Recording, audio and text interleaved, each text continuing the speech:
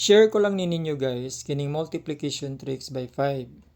Kung imong i-multiply ang 5 sa any 2-digit number guys, so ang imong buhaton is you have to divide it by 2.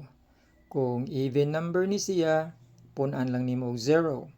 Pero kung odd number siya guys, imo lang siyang i-eliminate ang decimal point guys. So thank you guys for watching and I hope you learned something different. So please share this video for others to learn. Thank you guys.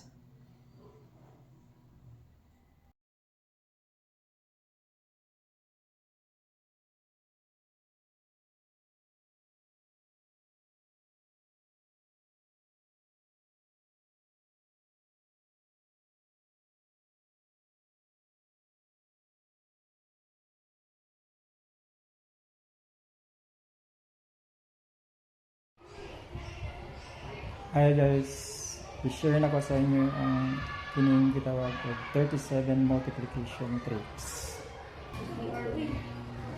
Ito.